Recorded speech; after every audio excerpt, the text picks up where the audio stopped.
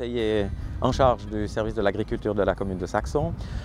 C'est un des dicastères que j'emploie et je suis chargé à la commune. Ça veut dire que j'ai aussi l'enseignement en aparté et également l'irrigation du coteau pour l'agriculture. Ce dicastère de l'agriculture me tient très à cœur. Quelque part, je suis venu sur le côté de la commune, du côté ouest de la commune, pour parler de ce secteur, qui est un secteur qui a relativement muté en soi. Et puis, donc, quelque part, c'est un peu ma première jeunesse, quelque part, vu que je suis né sur ce territoire du côté ouest, du côté de Majot et du côté du Cad, où c'était mon arrivée en Valais, en 1961. Alors, en parlant un peu de la mutation un peu de cette partie ouest de la commune au niveau agricole, je citerai qu'en 1961, quand mon père est arrivé dans ce secteur de la ferme Chapeau, il est vrai que pas grand monde était sur ces terrains. Tous ces terrains étaient considérés comme des terrains agricoles et paysans. On avait à l'époque donc la ferme Chapeau, où il y a le Cad maintenant. Il y avait ici en bas dessous la ferme Kramer. Non loin du camping, la ferme Gillot. Un domaine agricole qui était la famille Duet et les Langbiel. Donc dans les grandes lignes, c'était un peu ce qu'on avait comme construction, comme ferme et puis comme propriétaire. Aujourd'hui, si on parle uniquement de la paysannerie, il ne nous reste qu'un seul paysan. C'est Jean-Charles Format qui se situe à l'arrière, à l'extrême ouest de la commune, et c'est un des derniers paysans. Aujourd'hui, on s'aperçoit aussi que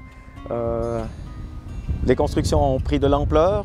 Le temps a fait les choses, hein. Ça veut dire qu'à un moment donné, les zones sont devenues constructibles. On a créé des zones artisanales, on a créé des zones industrielles. Et voilà, donc aujourd'hui, ces terrains sont pratiquement toutes ces zones sont pratiquement toutes aujourd'hui occupées par du bâtiment. En 1961, quand mon père est arrivé, du côté de chez Chapeau, il avait monté une exploitation paysanne. Il avait ce qu'on appelait la chaîne de la volaille. Dans cette chaîne-là, c'était un peu des seuls terrains qui étaient à disposition à l'époque pour pouvoir développer ce commerce. Il a essayé de faire un commerce qui était de l'ordre d'un des plus grands parcs avicoles de Suisse romande. Arrivé dans les années 70, il a voulu faire une expansion. Cette expansion, il l'a faite en délocalisant son commerce. Et là-dedans, il a monté la plus grande exploitation vraiment du parc avicole. Il a fait dans les années 70 également une mutation, un peu dans l'élevage.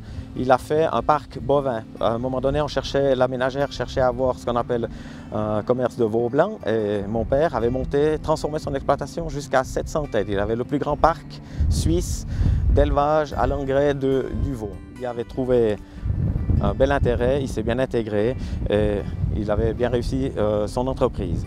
Nous, on a travaillé là-dedans pendant 20 ans avec lui et on sait, quand on parle d'agriculture ou de paysannerie, on sait de quoi il en est. La commune de Saxon aujourd'hui a un territoire de 530 hectares, liés à l'agriculture. Si on fait une comparaison avec les années 1960, on était à plus de 1000 hectares. Alors, donc, vous voyez un peu la proportion et la diminution de ces hectares entre 2015 et 1960. Tout le domaine agricole de Saxon se considère essentiellement en vignes, en fruitiers et maraîchers.